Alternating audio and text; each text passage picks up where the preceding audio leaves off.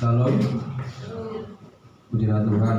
Tuhan baik kita, kita masih kesempatan untuk datang ke rumah Tuhan, untuk datang memuji, menyembah, memuliakan Tuhan. Kita akan datang kepada Tuhan, kita akan siapkan hati kita untuk menyembah Dia. Kita angkat pujian lebih dalam menyembah. Sungguh besar Dia.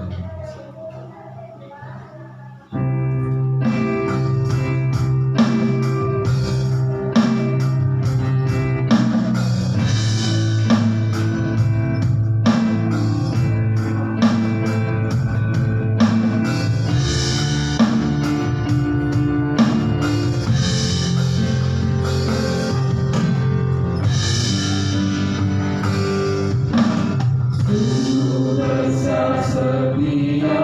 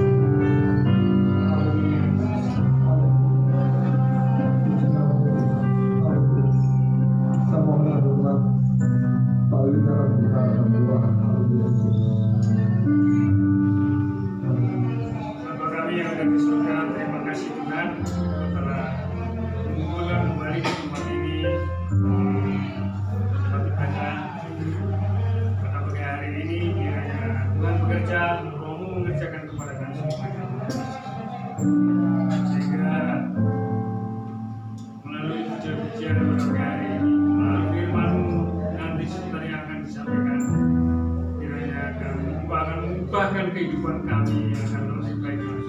Terima kasih Tuhan, Roh Kudus mengusir kuasa gelap yang mengganggu dalam cara percayaan ini. Kiranya kami berdoanya di dalam nama Tuhan Yesus, dan kita semua akan berkati. Kami berdoa di dalam nama Tuhan Yesus, berdoa. Amin. Terima kasih. Kita berdiri. Kita akan ujian yang pertama. Ada kuasa dalam darahnya.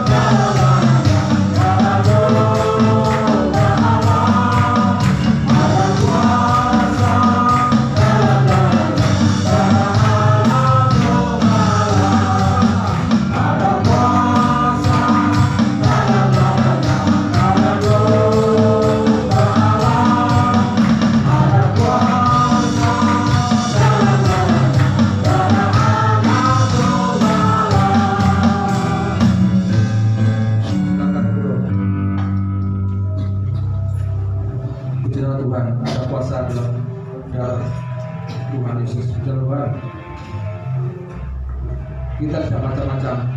Kita punya pengharapan cuma satu, Tuhan Yesus. Kita akan selalu Jawa, Paneko-neko.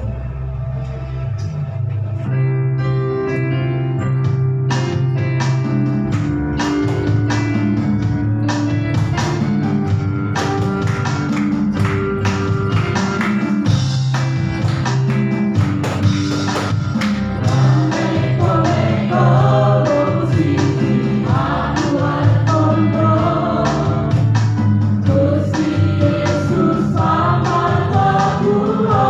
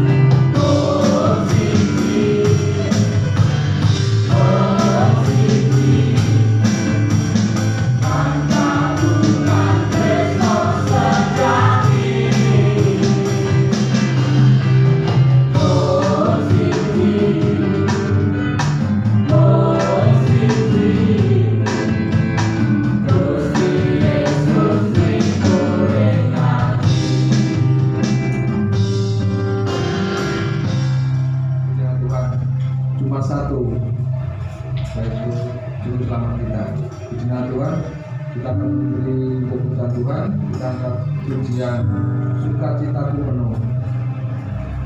Cepat dijalankan.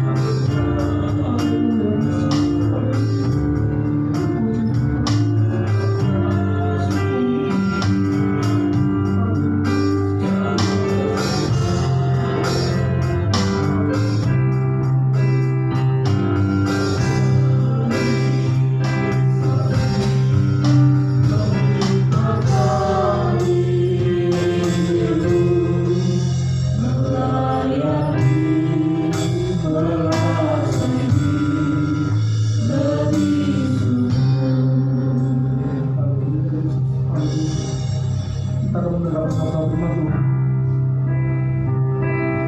Kita akan merenungkan firman Tuhan. Kita mau dibantu diberkati Tuhan. Amin. Kita memuji Tuhan angkat tetap berdiri.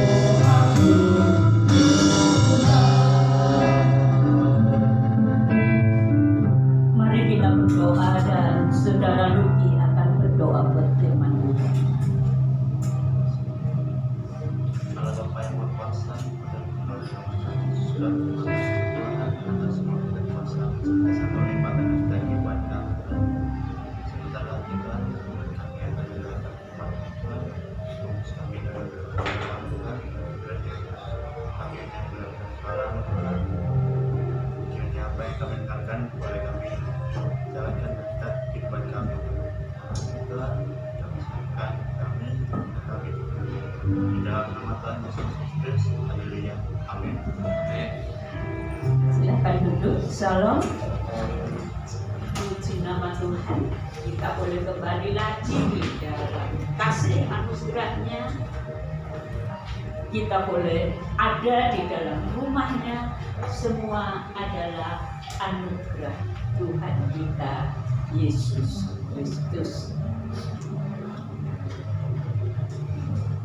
Pagi ini kita melihat itu adalah gambar, ada sisi sebelah sini dan ada sisi sebelah sana, di tengahnya ada jurang.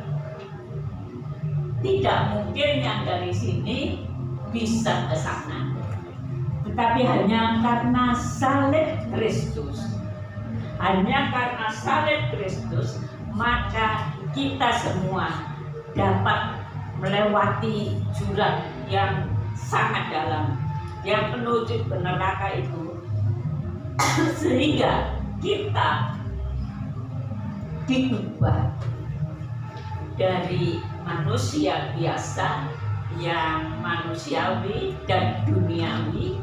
Melalui salib Kristus kita diubah menjadi manusia milik Allah atau anak-anak Allah. Nah, Yohanes pasal 3 mengatakan melalui Kristus maka saudara dan saya telah dilahirkan kembali menjadi, ya kalau dilahirkan kembali itu seperti bayi yang lahir, tetapi bukan lahir di dunia ini, tetapi lahir sehubungan dengan kerajaan surga, lahir menjadi anak-anak Bapa surgawi. Dan karena kita dilahirkan kembali, maka hidup kita ini diubahkan. Hidup kita diubahkan dalam segala hal. Jadi hidup kita yang dulu berpusat pada diri sendiri diubahkan jadi berpusat pada Tuhan Yesus. Yang dulu kita hidup dengan pola pikir manusia duniawi, kita diubahkan dengan pola pikir manusia surgawi. Oleh karena itu, mari kita menjaga hidup kita, pola pikir kita, supaya kehidupan kita itu ada di dalam hal yang surgawi. Kita yang telah bertobat, menerima Tuhan Yesus sebagai Juru Selamat, kita telah diubahkan hidup kita. Tetapi kalau kita tidak menjaga hidup kita ini, maka keinginan di daging kita akan membawa kita kepada pola hidup, pola pikir sebagai manusia duniawi saja. Nah, mari pagi hari ini kita akan belajar tentang menjaga pola pikir. Seorang mengatakan bahwa kamu, engkau atau saudara adalah yang saudara pikirkan. Apa yang ada dalam pikiran kita tentang diri kita, itulah hidup kita. Jadi kalau kita menjaga pola pikir, maka kita menjaga hidup kita, ya. Menjaga seluruh kehidupan kita. Kalau kita tidak menjaga pola pikir kita, maka hidup kita akan kembali kepada cara hidup manusia duniawi. Seolah-olah salib Kristus itu sudah tidak berarti lagi dalam hidup kita. Tetapi saya percaya kita semua akan belajar menjadi orang-orang yang selalu menjaga pola pikir kita. Kita buka Alkitab kita di dalam kitab Mazmur 139. Mazmur 139.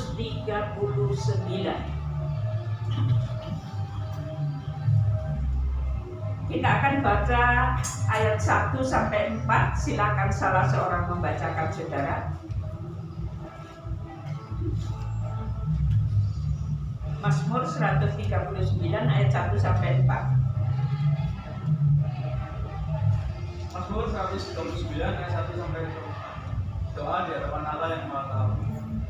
Untuk pemimpin ribuan Mazmur Daud.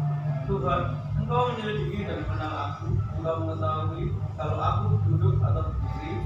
Engkau mengerti pikiranku dari jauh. Engkau memeriksa aku kalau aku berjalan dan berbaring. Segala jalanku Engkau maklumi. Sebab sebelum lidahku melakukan perkataan, sesungguhnya semuanya telah Kau ketahui. Iya, kita membaca ayat-ayat ini menyatakan bahwa Tuhan Allah kita, Dia yang Maha Tahu. Dia mengenal kita bukan yang di luar saja, tetapi mengenal sampai ke kedalaman batin kita. Apa yang kita pikirkan di otak kita, Dia tahu walaupun kita belum mengatakannya. Dia memang Allah yang Maha Tahu. Lalu Raja Daud mengatakan di dalam ayat 23 dan 24, dikatakan, selidiki aku ya Allah, dan kenalilah hatiku. Ujilah aku dan kenalah pikiran-pikiranku. Lihatlah apakah jalanku serong, dan tuntunlah aku di jalan yang kekal. Selidiki aku, lihat hatiku, bukan berarti Allah tidak tahu, tetapi Allah sudah mengenal di dalam ayat 1 sampai 4 dan seterusnya tadi. Allah sudah mengenal sampai ke kedalaman hidup kita. Bahkan Allah yang menciptakan tulang-tulang, Allah yang menciptakan segala macam yang ada di dalam hidup kita ini, Dia sudah tahu. Tetapi kenapa Raja Daud mengatakan, selidiki aku ya Allah, dan kenalah hatiku, ujilah aku, kenalah pikiran-pikiranku. Selidiki aku semacam, katakan kalau orang-orang dewasa pada umumnya yang sudah lebih dewasa itu yang kemudian mungkin bisa menghadapi sakit-sakit dan lain sebagainya, memerlukan check up ya. Ada medical check up. Nah, untuk apa check up ini? Untuk mendeteksi, melihat di dalam tubuh kita ini apakah ada unsur-unsur yang tidak sehat, unsur-unsur yang perlu diperbaiki, atau apapun juga yang tidak benar yang ada di dalam hidup ini. Seringkali banyak orang melupakan check up, tetapi ada orang yang memperhatikan check up itu. Untuk apa? Supaya apabila di dalam tubuh kita ini sedang ada penyakit atau ada racun, ada sesuatu yang tidak beres, bisa segera ditangani dan penanganannya tepat. Misalnya seperti Bapak Gembala dulu kena kanker otak, tahunya setelah stadium 4, tahunya setelah sangat.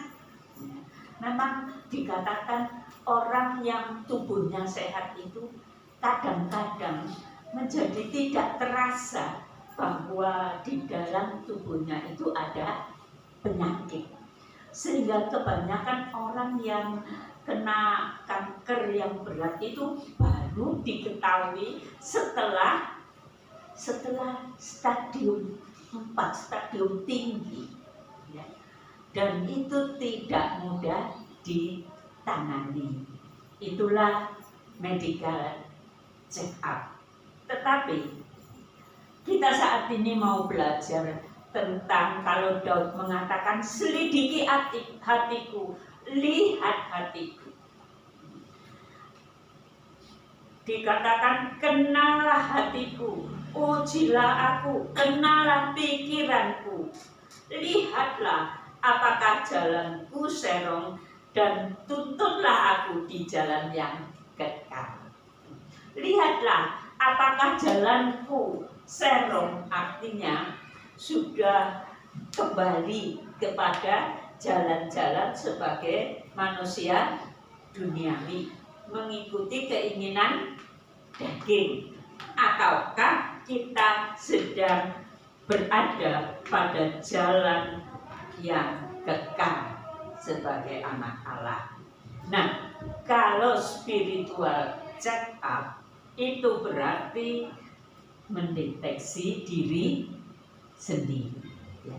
Mendeteksi hidup ini, kondisi hati, kondisi pikiran, apakah masih seturut kehendak Allah atau terbawa kepada arus dunia. Karena kita masih hidup di dalam dunia, ada berbagai manusia di sekeliling kita, ada berbagai keadaan di sekeliling kita.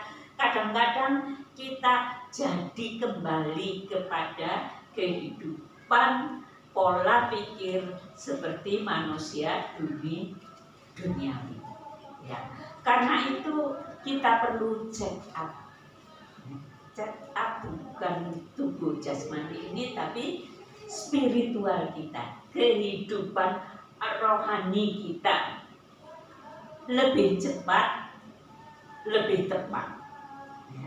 seperti orang yang check up itu lebih cepat check up dan cepat diketahui apa sih penyakitnya, maka penanganannya akan lebih gampang. Tapi kalau penyakit itu sudah menggerogoti, seperti menggerogoti otak itu atau menggerogoti paru-paru begitu, penanganannya sangat sulit. Demikian juga rohani kita.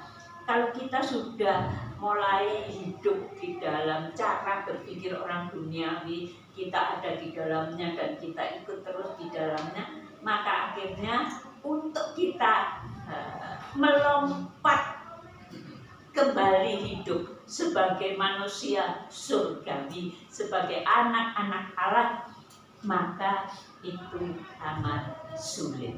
Jadi lebih cepat check up itu lebih baik supaya kita diubahkan.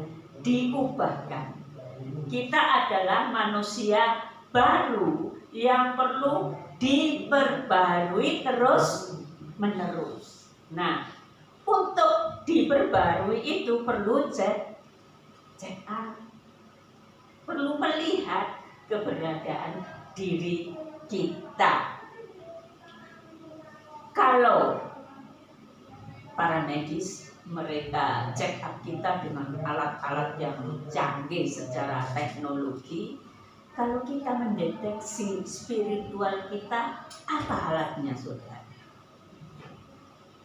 Apa alatnya? Alat ini juga sangat canggih loh. Kebenaran firman Tuhan dalam terang Roh Kudus. Kebenaran firman Tuhan yang menjadi rema dalam kehidupan kita, yang diterangi oleh Roh Kudus di hati kita. Bukan kebenaran firman Tuhan yang hanya kita tahu dan kita hafal, bukan. Tetapi kebenaran firman Tuhan yang akan masuk ke dalam hati kita dan check up pikiran kita, hati kita, ya. Hati dan pikiran itu sangat-sangat erat, saudara. Hati kita terletak kepada pola pikir kita, ya. Jadi kalau kita menjaga pola pikir, itu menjaga hati, menjaga seluruh kehidupan. Nah, firman Tuhan adalah alat yang paling canggih, paling istimewa untuk melihat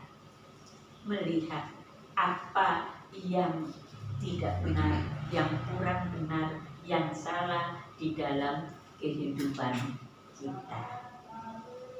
Oleh karena itu, kalau orang atau seorang anak Tuhan, orang yang percaya, tidak suka merenungkan firman Tuhan, maka pola pikirnya, hatinya bisa menjadi turun, menjadi pola pikir manusia duniawi. Salah satu contoh yang paling mudah, pola pikir manusia duniawi itu berpusat pada diri sendiri. Dan kalau ada orang yang menyakiti hatinya, tidak menyenangkan hatinya, maka dia akan timbul apa dalam pikirannya? Awas, aku harus, atau aku akan membalaskan. Pembalasan lebih kejam daripada perbuatan. Itu pola pikir duniawi, pola pikir yang jauh dari surga. Mari kita belajar untuk mendeteksi pola pikir kita dengan firman Allah dan terang dari Roh Kudus. Apa yang perlu diperhatikan? Kita buka 1 Petrus 1 ayat 13 sampai 16. 1 Petrus 1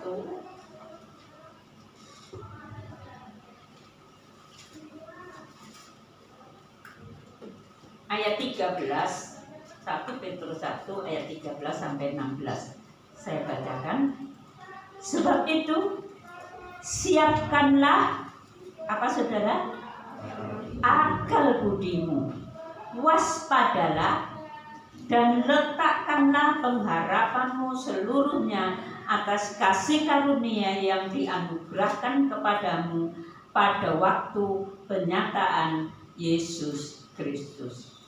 Hiduplah sebagai anak-anak yang taat dan jangan turut hawa nafsu yang menguasai kamu pada waktu kebodohan.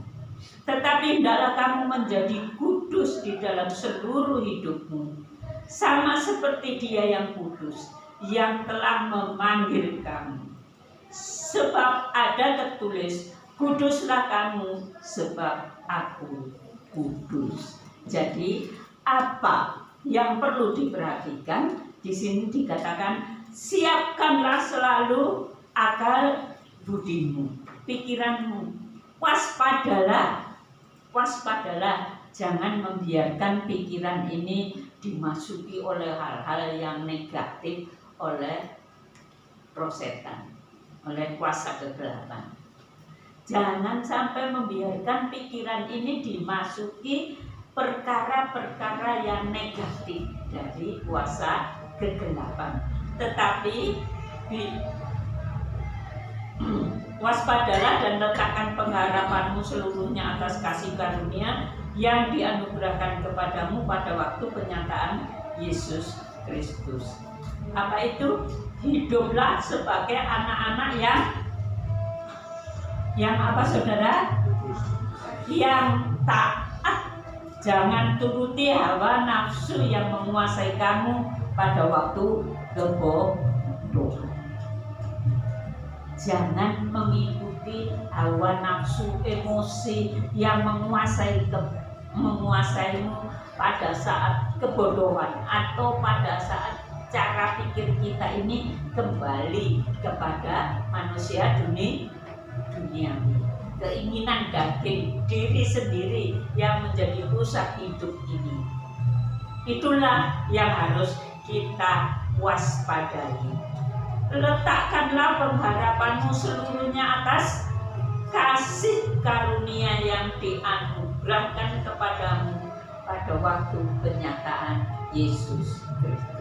Saat engkau bertemu dengan Tuhan Yesus, Dia menyatakan diri, engkau percaya, engkau bertobat kepadanya, maka Dia nyata dalam hidup saudara. Dia nyata dalam hidup saudara.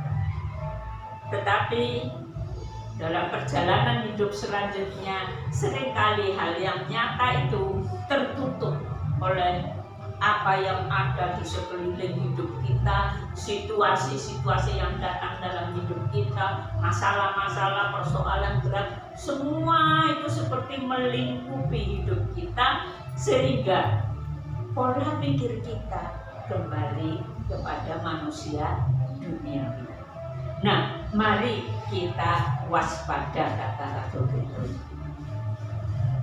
Apa ya pola pikir yang tidak taat kepada firman Tuhan, pola pikir manusia duniawi itu Rasul Paulus menuliskan dalam kitab Efesus 4 ayat 31 dan 32.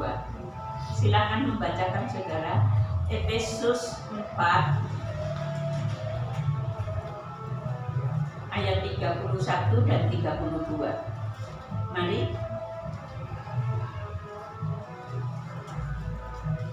Mari dibacakan.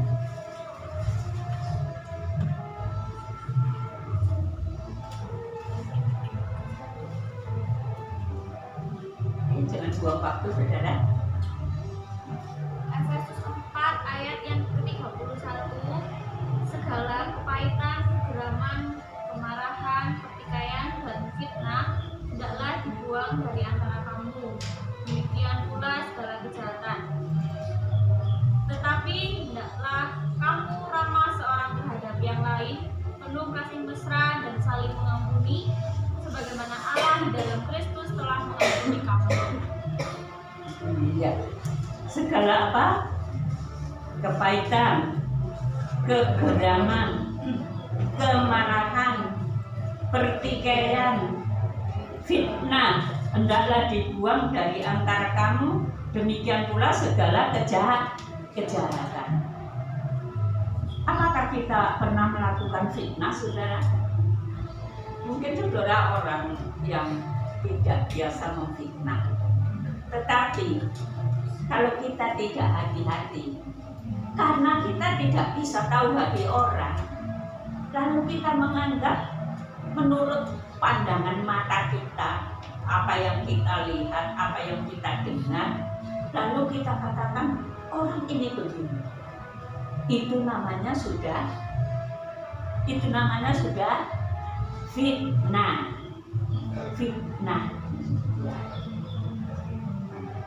Dulu seperti yang saya katakan, sifat saya memang bertolak belakang dengan Mbak Om ya. Kemudian kalau Mbak Om mengatakan sesuatu yang bertolak belakang dengan pikiran saya jadi agak emosi. Tapi saya tidak boleh memfitnah Mbak Om. Karena itu saya diam dulu dan saya lihat, saya dengarkan apa yang berikutnya dikatakan atau apa yang ia katakan kembali. Setelah saya dengar lagi apa yang dia katakan, saya dengar ada tambahan penjelasan dan lain sebagainya, saya mulai sadar, oh tidak seperti yang saya pikirkan.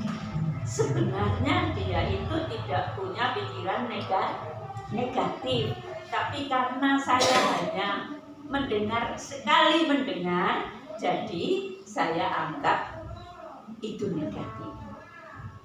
Tapi setelah saya memang seringkali diam dulu dan saya dengarkan lagi apa yang dikatakan, walaupun hati saya agak panas, diam lagi, saya lihat beberapa waktu, baru saya mengerti maksudnya. Seringkali mungkin kita berkata saya bukan orang pemfitnah, tetapi kadang-kadang kalau kita melihat hanya di depan perbuatan orang-orang, di depan yang tidak cocok dengan diri kita, lalu kita katakan, oh orang itu begini, orang itu begitu, orang itu, lalu ada gosip, kita sudah menjadi pemfitnah. Hati-hati saudara, di dalam kehidupan ini apa yang diajarkan, segala kepahitan. Apa kepahitan itu? Kepahitan itu rasa marah yang enak sekali, marah yang kuat sehingga hati kita ada kepahitan. Lalu kadang-kadang karena kepahitan mungkin ada kegeraman, geram hati kita. Apalagi ada kemarahan yang menguasai hidup kita. Apalagi pertikaian, fitnah, kejahatan, semua, dan masih banyak yang lain saudara. Semua itu yang ada di pikiran kita, hendaklah kita buang. Jangan biarkan pikiran kita dikotori dengan segala macam itu, segala macam pola pikir, pola pandang kita terhadap orang lain. Seringkali kalau orang lain pola pikirnya atau sikapnya tidak sesuai dengan kita jadi merendahkan dia, menganggap dia orang yang rendah, tidak seperti saya, dia orang yang manusia duniawi, dia orang yang begini begitu ya. Mulai merendahkan dia.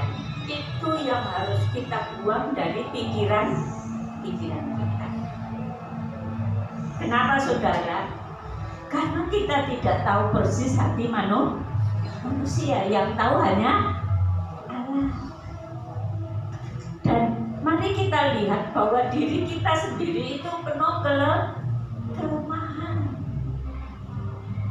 Kita sendiri mungkin melakukan hal-hal yang tidak benar di hadapan Tuhan. tapi kita menuding teman kita, menuding saudara kita di dalam Tuhan. Sejelek apa saudara kita di dalam Tuhan, dia adalah anaknya Bapa surga. Sejelek apa dia adalah orang yang dikasihi oleh Bapa surgawi. Kita jangan masukkan dalam diri kita perkara-perkara yang negatif tentang orang lain di dalam kehidupan sosial ini. Jangan masukkan di hati dan pikiran kita tentang hal-hal yang negatif tentang orang lain. Belum tentu orang lain seperti yang kita pikirkan. Oleh karena itu dikatakan di sana, hendaklah kamu ramah, penuh kasih mesra. Ayat 32. Tetapi hendaklah kamu ramah seorang terhadap yang lain, penuh kasih mesra dan saling mengampuni, sebagaimana Allah di dalam Kristus telah mengampuni kamu. Mari kita ramah satu dengan yang lain. Kita penuh kasih mesra. Artinya bukan kasih mesra secara cinta seksualitas, bukan. Kasih mesra sebagai satu saudara di dalam Tuhan. Kita sama segalanya. Tidak ada yang lebih tinggi. Saya tidak lebih tinggi dari saudara. Para pemimpin kebaktian ini tidak lebih tinggi dari yang dipimpin. Kita semua adalah sama satu saudara di dalam Tuhan. Alkitab mengajarkan, hormatilah saudaramu yang lain, hargailah saudaramu yang lain. Jangan ada pandangan negatif. Kalau misalkan engkau tahu persis dia itu punya cara hidup yang negatif, apa yang saudara saya lakukan? Mengutuk dia? Merendahkan dia? Tidak. Kita tidak punya hak. Jika benar-benar negatif sekalipun, tanggung jawab kita untuk mengingatkan, untuk menasehati. Karena kita satu saudara dalam Tuhan. Kalau misalkan saudara berjalan bersama saudara-saudaramu, ada 4 orang mungkin satu saudara. Lalu dalam perjalanan itu salah satu dari saudaramu masuk jurang. Apa dibiarkan? Apa dibiarkan? Kalau kita sebagai saudara, kita pasti akan cepat memegang dia, cepat menarik dia supaya dia tidak jatuh ke dalam jurang. Jadi saudara, Alkitab mengajarkan jangan kita itu menghakimi. Kita tidak punya hak menghakimi saudara kita yang lain. Mungkin dalam pikiran saudara dia jelek, dia begini, dia begitu, dia tidak seperti anak Tuhan dan lain sebagainya. Buangkan itu. Kita satu saudara di dalam Tuhan.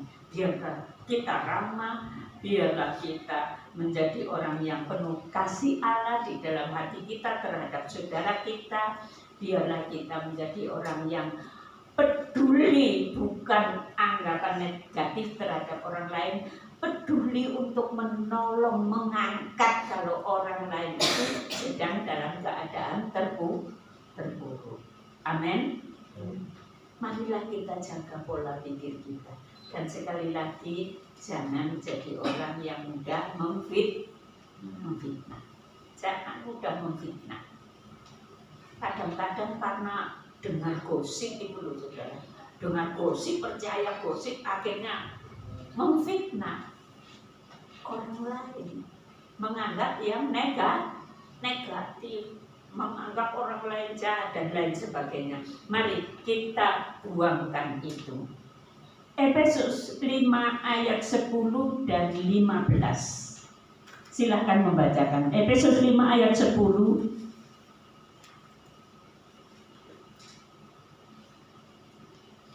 Mari saudara dibacakan. Efesus 5 ayat 10, dan ujilah apa yang berkenan kepada Tuhan. Iya, ayat 15. Karena itu perhatikanlah dengan seksama bagaimana kamu hidup, janganlah seperti orang bebal, tapi seperti orang yang arif. Iya. Karena itu perhatikanlah dengan seksama bagaimana kamu hidup, bukan orang lain hidup ya. Bagaimana kamu hidup. Jangan seperti orang bebal. Orang yang tidak tidak punya kebijaksanaan, orang yang selalu mau melakukan apa yang tidak benar menurut dia, benar menurut dirinya sendiri, itu orang bebal. Orang yang tidak mau belajar, orang yang tidak mau menurut, orang yang tidak suka taat, janganlah kita. Karena itu perhatikanlah dengan seksama bagaimana kamu hidup. Janganlah seperti orang bebal, tetapi seperti orang arif. Orang arif itu di dalam otaknya ada hal-hal yang indah, ada hal-hal yang baik, lalu dia menjadi bijaksana. Tidak, di dalam otaknya tidak ada yang negatif aja, ya. Di dalam ayat 10 kembali dikatakan, pujilah apa yang berkenan kepada Tuhan. Jadi di dalam hidup kita ini, kita kadang-kadang dihadapkan kepada sebuah pilihan. Ada pilihan-pilihan yang akan kita lakukan dalam hidup ini. Nah, pilihan kita itu, sebelum kita memilih, kita uji. Apa kalau saya bertindak begini ini berkenan kepada Tuhan? Kalau saya pilih yang ini, apakah ini dikehendaki Tuhan? Jadi kita punya pola pikir yang bijaksana. Bijaksana bukan dengan kebijaksanaan manusiawi, tetapi kebijaksanaan yang datang dari surga. Jadi kita tidak menjadi orang yang bertindak sembarangan. Ujilah segala sesuatu. Apakah yang akan aku katakan ini berkenan di hadapan Tuhan? Apakah yang akan aku perbuat ini sesuai dengan firman Tuhan? Ujilah dulu. Jangan sembrono, saudara. Jangan kita pokoknya karena begini, saya akan berbuat begini. Tunggu dulu. Kembali kepada firman Tuhan. Kita dengan Bapa itu sebenarnya seharusnya menjadi manusia yang dekat. Bisa mendengar suara Bapa, bisa tahu pimpinannya, bisa tahu kehendaknya. Contoh kehidupan yang diberikan oleh Tuhan Yesus. Tuhan Yesus katakan, apa yang aku katakan itu bukan dari diriku, tetapi dari Bapa. Apa yang aku perbuat waktu dia menyembuhkan orang mati, menyembuhkan orang sakit, membangkitkan orang mati, dan melakukan segala sesuatu, aku melihat apa yang Bapa ingin aku lakukan.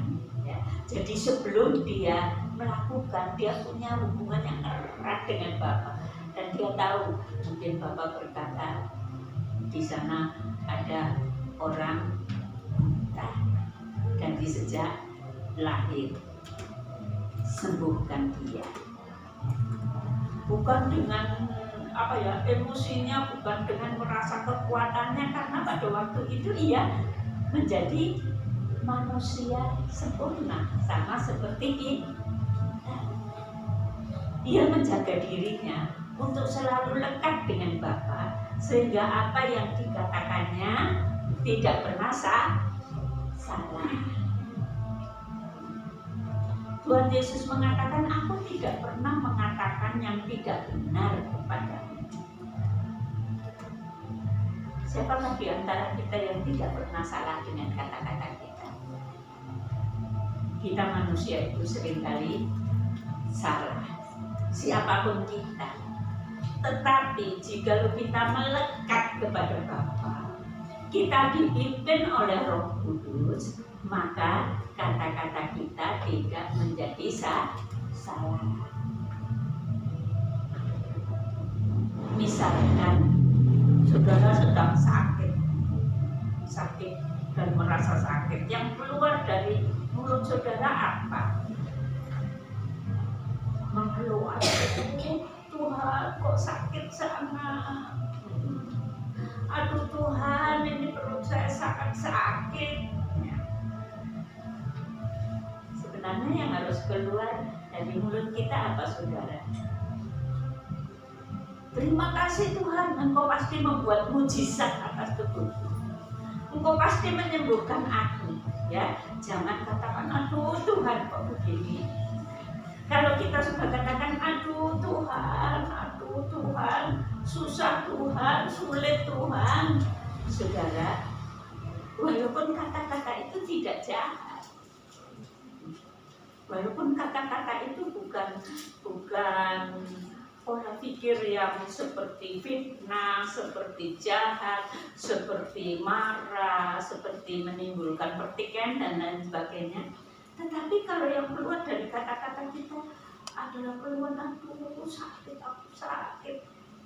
saudara, seperti imanmu akan jadi bagimu, seperti kata-katamu akan jadi bagimu.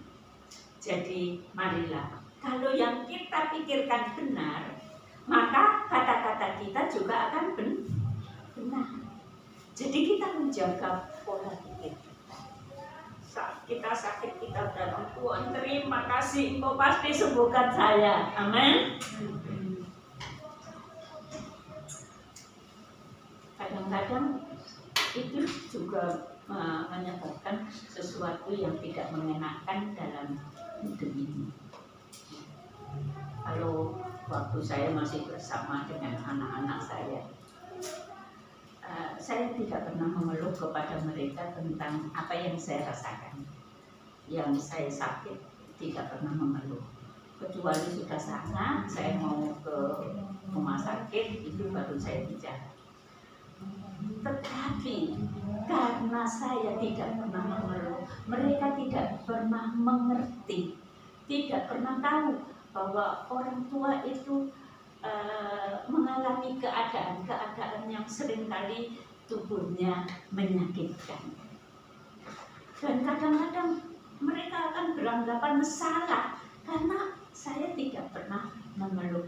Tetapi saya bersyukur kepada Tuhan, dengan saya tidak pernah mengeluh kepada mereka, Tuhan, saya bisa hidup tidak tergantung kepada mereka, tapi tergantung kepada Tuhan. Dan saya masih bisa ada di depan saudara karena tangan kasih Allah yang besar. Mari kita belajar apa yang kita pikirkan, lalu waktu kita apa yang ada dalam pikiran kita deteksi, ya, kita lihat apa yang akan kita katakan, apa yang akan kita lakukan, kita perhatikan dulu apakah itu seturut firman Tuhan. Mari kita belajar untuk seturut firman Tuhan, siapapun di antara kita. Saya tahu kadang-kadang ada di antara kita yang sebenarnya sakit, tapi tidak mau menyatakan dirinya sakit. Saya tidak akan pernah berbicara kepadanya tentang keadaannya. Kenapa? Supaya imannya yang kuat itu tidak jadi dilemahkan. Kenapa sih kamu sakit ya, gini. Itu sebenarnya kelihatannya baik ya. Tapi saudara, kalau kita perhatikan apa kebenaran firman Tuhan, mungkin itu tidak pada tempatnya, saya mau. Jadi begitulah kita hidup ini, begitulah kita berpikir ini. Semuanya mari kita terapkan sesuai dengan firman Tuhan.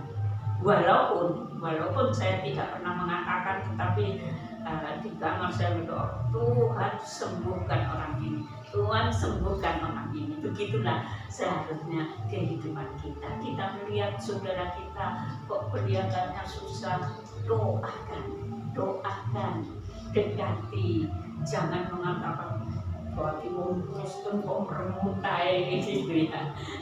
Jangan saudara. Atau kalau saudara kita yang lain sedang kelihatan begitu lemah, mari kita katakan Tuhan pasti menolongmu. Amin. Tapi bukan hanya berkata saja, kita berdoa untuk mereka.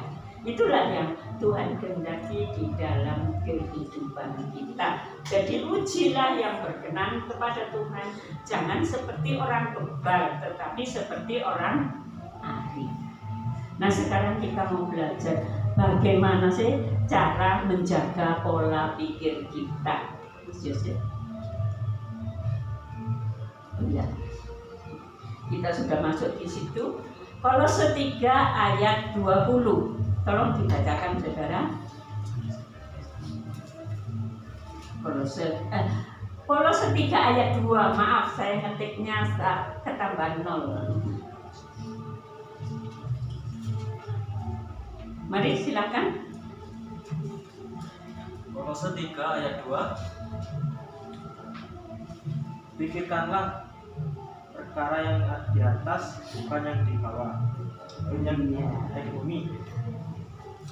Pikirkanlah perkara yang di atas, bukan yang di bumi. Jadi pikiran kita ini kita bawa kepada perkara yang di atas. Ojo mikir gue, ojo mikir masalah saja, ojo mikir kesulitan saja. Kalau engkau pikir yang seperti itu, ojo mikir kata-kata orang lain saja yang menyakiti saudara, wes dibuang semua. Kita pikirkan perkara yang di atas. Amin. Loh, yang amin kok cuma sedikit. Dibuang semua. Kita pikirkan perkara yang di atas. Amin.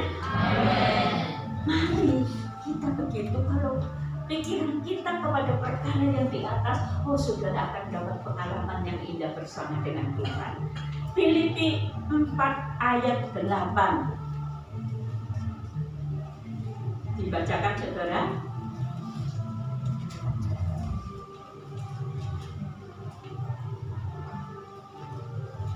Yesus, Filipi 4 ayat 8. Mari.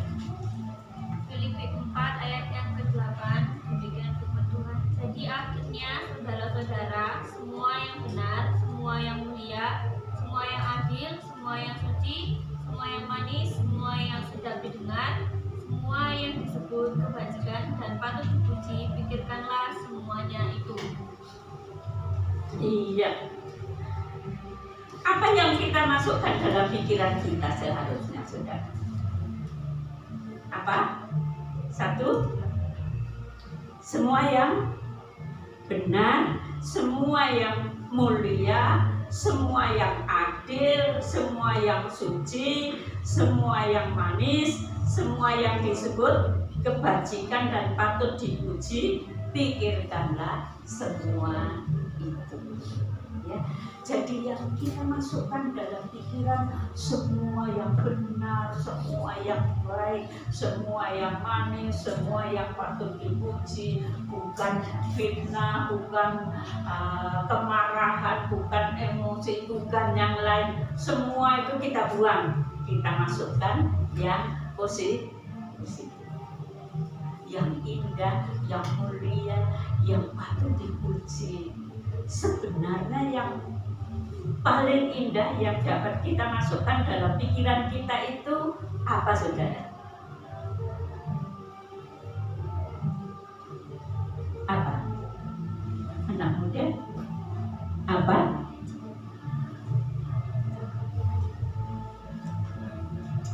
Oh, ada yang mengatakan firman Tuhan.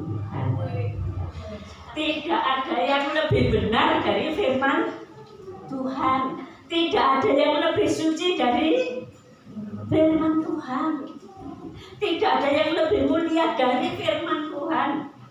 Tidak ada yang lebih hebat dari firman Tuhan. Jadi masukkanlah dalam pikiran ini firman Tuhan. Apakah kita berkata, merenungkan firman-Mu siang dan malam? Apakah itu ada dalam hidup kita? Allah mau. Dan saudara, kalau engkau merenungkan firman Tuhan siang dan malam, hidupmu akan kokoh, hidup rohanimu kokoh, dan pengalaman hidupmu bersama Tuhan indah, saudara. Karena firman Tuhan itu luar biasa bagi hidup kita. Mari kita isi pikiran kita, otak kita dengan firman Tuhan. Maka engkau akan mengalami mujizat-mujizat yang ajaib dalam hidupmu. Engkau katakan, hidup ini indah karena firman Tuhan yang masuk dalam pikiran kita. Mari jangan yang negatif masuk dalam pikiran kita, nanti akan merusak. Efesus 4 ayat 23 dan 24.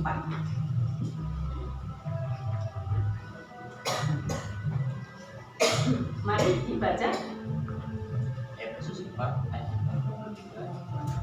Supaya kamu dibaharui di dalam roh dan pikiranmu, dan mengenakan manusia baru yang telah diciptakan menurut kehendak Allah di dalam kebenaran dan kekudusan yang sesungguhnya. Ya, supaya kamu dibaharui di dalam roh dan pikiranmu.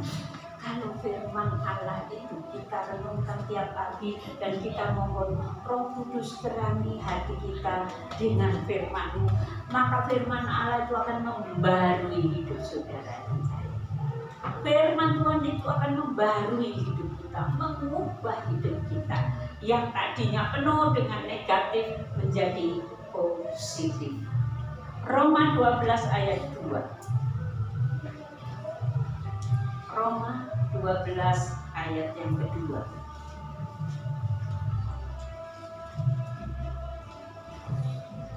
Roma 12 ayat yang kedua, firman Tuhan, janganlah kamu menjadi serupa dengan dunia ini, tetapi berubahlah oleh pembaharuan diri, sehingga kamu dapat membedakan manakah kehendak Allah, apa yang baik, yang berkenan kepada Allah dan yang sempurna. Iya, jangan menjadi serupa dengan dunia yang seperti saya katakan. Jangan masuk dalam pikiran kita yang negatif, tetapi berubahlah oleh pembaruan budimu, sehingga kamu dapat membedakan manakah kehendak Allah, apa yang baik, yang berkenan kepada Allah, dan yang sempurna. Biar kita mohon tiap hari Allah membaharui akal budi kita, ya, sehingga kita benar-benar tahu kehendak Allah dalam hidup kita. Kita dapat membedakan ini kehendak Allah, ini bukan. Terus kita tahu apa yang baik, yang berkenan kepada Allah, dan yang sempurna. Tidak ada di dunia ini yang sempurna. Yang sempurna hanya Tuhan dan firman-Nya. Kemudian dahulukan kerajaan Allah dan kebenarannya.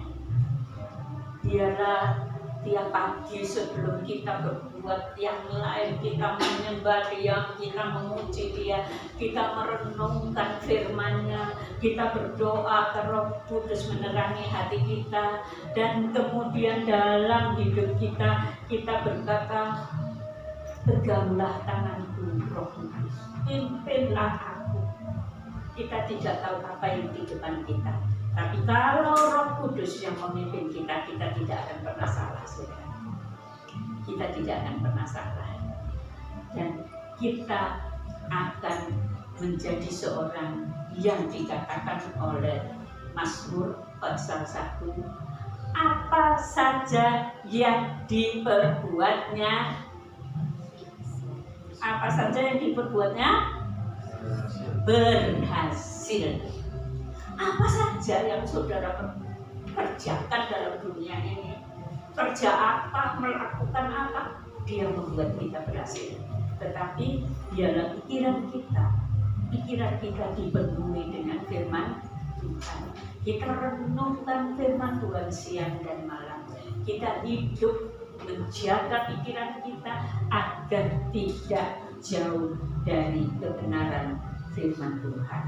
Dan yang dapat menolong kita hanya Allah Roh Kudus. Oleh karena itu mari kita berdiri bersama-sama, kita berkata, Roh Kudus, Kau hadir di sini.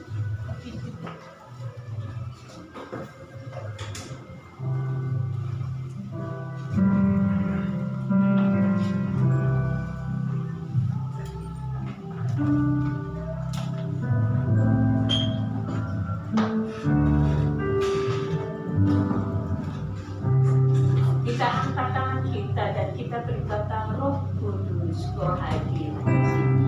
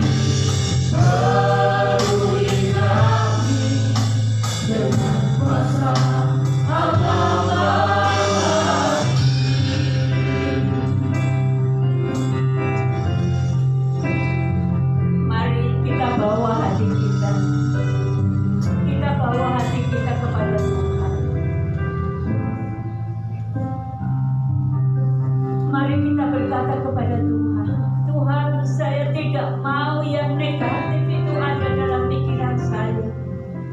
Saya tidak mau yang negatif merusak saya, melemahkan saya. Tetapi saya mau kuat di dalam Engkau Tuhan. Ajari saya dekat dengan firman-Mu Tuhan.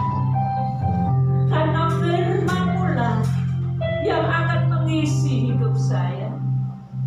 Firman-Mu lah yang mengubah hidup saya. Firman-Mu lah yang memperbarui hidup ini. Firman-Mu lah yang membuat saya bertumbuh di dalam Engkau Tuhan. Ubahkan saya seturut firman-Mu.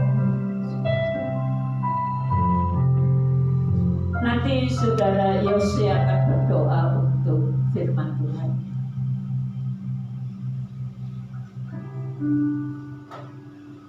Kita berdoa.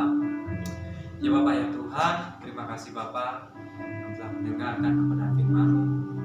Kami telah menyaksikan ya Bapak, kalau Engkau sungguh ada dalam hati kami. Kami percaya Tuhan, bahwa setiap kami mencari, setiap pikiran kami saat kami menyerahkan kepadamu, Engkau ada bersama-sama dengan kami ya Bapak.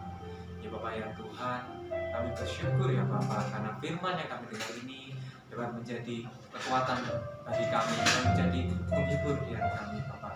Ya Bapak ya Tuhan, kami percaya Engkau tak akan meninggalkan kami sendiri. Engkau tak akan memberikan kami terjatuh kesulitan, namun Engkau akan memberikan penolong bagi kami. Engkau berikan Roh Kudus kepada kami dan senantiasa menolong kami, baik dalam perbuatan kami, pikiran kami, dan melalui setiap tindakan kami ya Bapak. Ya Bapak ya Tuhan, kami bersyukur atas firman yang telah kami dengar ini. Memberkati hamba-Mu yang telah menyampaikan kebenaran firman-Mu ini, kiranya Engkau yang memberkati aja ya Bapak. Ya Bapak ya Tuhan, biar firman yang kami dengar ini dapat bertumbuh dan berbuah, kami dapat memberitakan kebenaran firman-Mu bagi yang lain ya Bapak. Dan kiranya firman yang kami dengar ini, kami juga dapat menyampaikan kepada saudara-saudara kami yang lain bahwa Engkau adalah Tuhan yang sejati. Terima kasih Bapak, terima kasih Yesus. Kami panjatkan puji syukur kepada hadirat-Mu. Haleluya. Amin. Kita akan masuk dalam acara perjamuan kudus dan saya mohon Ibu Nyoto akan membuka di dalam doa. Bapa di dalam surga, terima kasih untuk siang hari ini ya Tuhan. Firman Tuhan kami boleh dibukakan hati kami dan kami menyadari seringkali memikirkan hal-hal yang negatif. Tapi saat ini ya Bapa, dalam nama Tuhan Yesus, biarlah Roh Kudus-Mu membuka hati kami, memenuhi hati kami dengan pikiran yang baik dan benar, dan oleh firman-Mu ya Tuhan boleh menguasai hidup kami. Bapa di dalam surga, sebentar kami akan menerima perjamuan kudus-Mu. Kiranya Tuhan banyakkan kami, suci kuduskan hati pikiran kami Tuhan, agar kami layak menerima berkat-Mu melalui perjamuan ini Tuhan. Di dalam nama Tuhan Yesus, segala sakit penyakit boleh disembuhkan, dan segala kuasa kemalasan untuk datang kepadamu di dalam nama Tuhan Yesus. Engkau melawat kami semua Tuhan. Datang Tuhan menyucikan, menguduskan alat-alat yang akan kami gunakan. Kiranya biarlah semua ini hanya untuk kemuliaan nama Tuhan. Terlebih suci kuduskan hati kami, pikiran kami, hidup kami Tuhan, hanya untuk Engkau. Dalam nama Tuhan Yesus kami sambut perjamuan ini. Haleluya. Amin. Silakan duduk saudara. Mari kita mengingat pengorbanan Kristus di atas salib. Kita ingat bahwa pada satu bukit Tuhan Yesus telah memberikan dirinya di salib bagi kita. Mari kita nyanyikan itu pada satu bukit, sementara saudara yang bertugas akan maju ke depan. Thank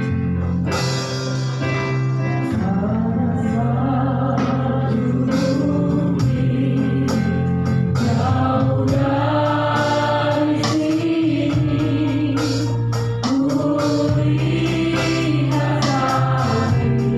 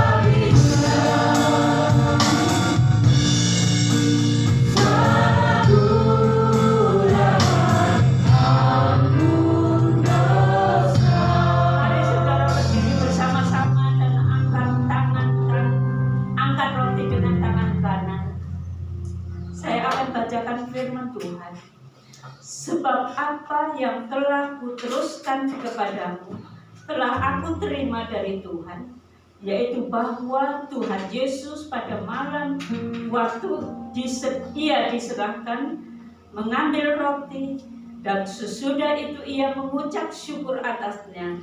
Ia memecah-mecahkannya dan berkata, inilah tubuhku yang diserahkan bagi kamu. Perbuatlah ini menjadi peringatan akan aku. Amin. Kita makan bersama.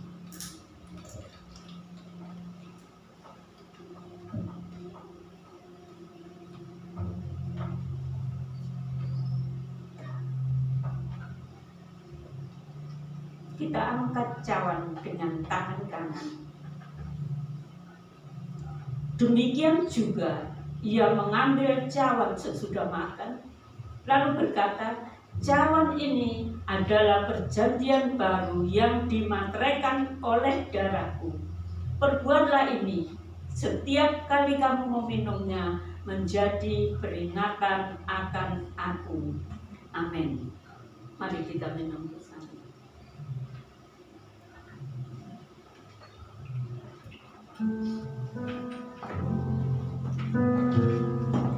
Kita nyanyikan itu darahmu Yesus.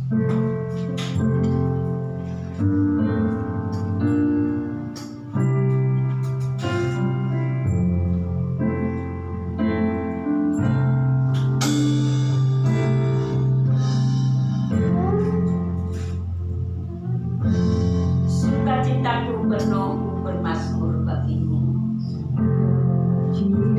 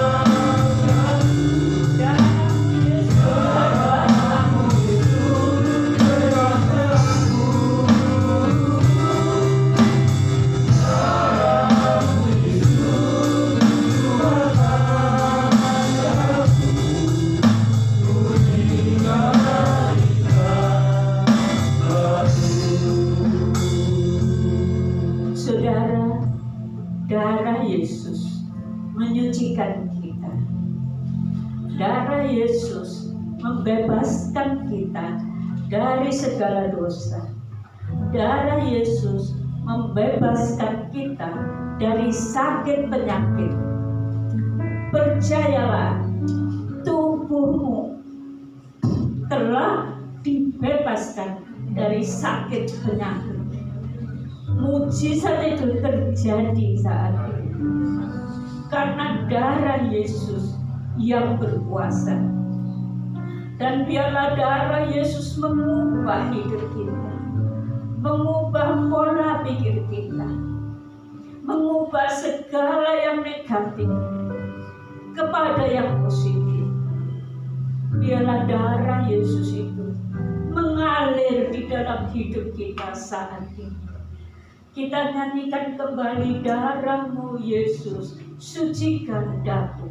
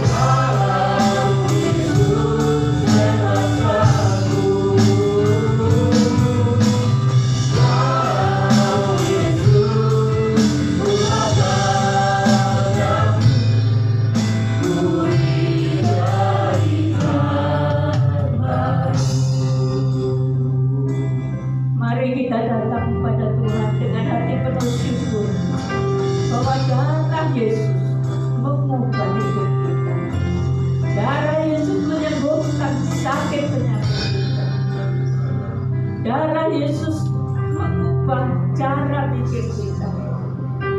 Darah Yesus menjadikan kita baru, indah dan mulia. Nanti saya mohon Bapak Jubri berdoa buat kita, mengucap syukur, dan juga saudara-saudara kita yang sedang sakit, biarlah saat ini juga Tuhan sembuhkan karena darah Yesus berkuasa. Hamba-Mu bersyukur atas segala pandangan yang Kau berikan kepada kami, ya Allah. Hidup yang telah Kau berikan begitu indahnya, sehingga kami terkadang lupa apa yang kami lakukan. Biarlah kebenaran firman-Mu senantiasa memberikan satu bekal kehidupan kami untuk melangkah. Janganlah kami digerogoti oleh kuasa-kuasa yang ada di dalam dunia ini. Tentang kebenaran yang Kau berikan membuat kehidupan kami agar kami lebih maju. Kau tahu masing-masing jemaatku yang ada di tempat ini, ya Allah. Kau tahu segala kekurangan kami. Biarlah ini semua menjadi satu pelajaran bagi kehidupan kami untuk lebih melangkah maju di hadapan, terutama kemalasan kami, mungkin hal-hal yang lain yang mengganggu kehidupan kami, untuk kami lebih mendekat, lebih maju di hadapan. Kiranya Tuhan akan berikan satu teguran kepada kami, dan bahkan Kau bahkan kami melalui kuasa Roh Suci. Benar Tuhan, melalui kebenaran, melalui cerita-cerita hidup-Mu, pengorbanan-Mu di atas tiang kayu salib, dan bahkan apa yang kami berikan kepada Engkau tiada seberapa, ya Allah. Terkadang merasa bangga, kami merasa sombong. Apa yang Hamba lakukan di hadapan atau di dunia ini. Kami perlu Tuhan Yesus menghilangkan itu semua dan menjadikan kehidupan kami untuk mempelajari lebih dalam bahasa kasih-Mu, dan kami bisa duduk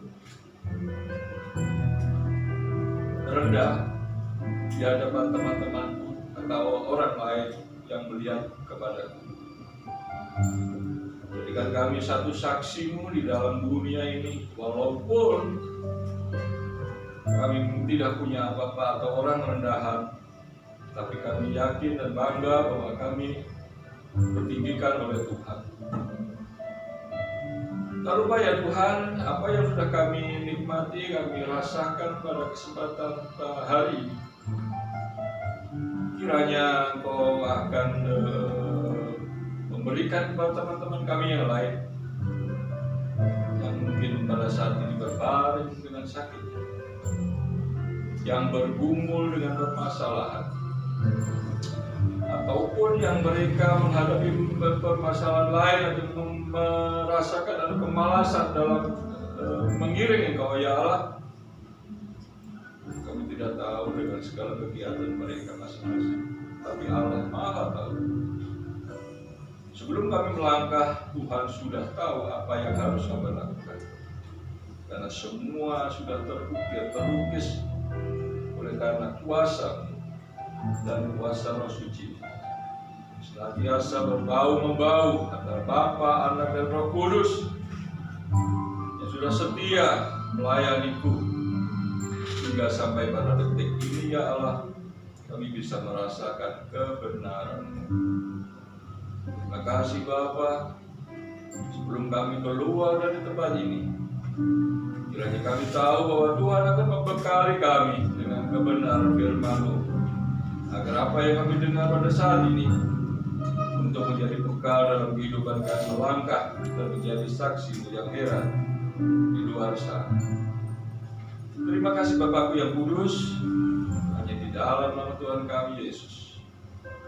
Inilah doaku yang kurang sempurna. Haleluya. Angkat tangan Bapak Ibu Saudara semua. Bapak Ibu Saudara yang saya kasih, marilah kita pulang dengan segala berkat surga yang Bapa surgawi sudah anugerahkan kepada kita. Marilah kita pulang bersama kasih karunia dari Tuhan kita Yesus Kristus. Dan biarlah kita pulang bersama Allah Roh Kudus yang menyertai kita, yang memimpin kita, yang menguatkan, yang menghibur, yang mengurapi kita, sehingga kita dapat menjadi berkatnya bagi banyak orang. Biarlah kita pulang bersama dengan Roh Kudus dari saat ini sampai Maranatha, Tuhan datang yang kedua kali. Di dalam nama Tuhan Yesus, saudara yang percaya katakan amin. Silakan duduk saudara. Pengumuman kita tetap ada doa, dan saya berharap banyak dari antara saudara yang belum hadir akan hadir dalam doa pada hari Rabu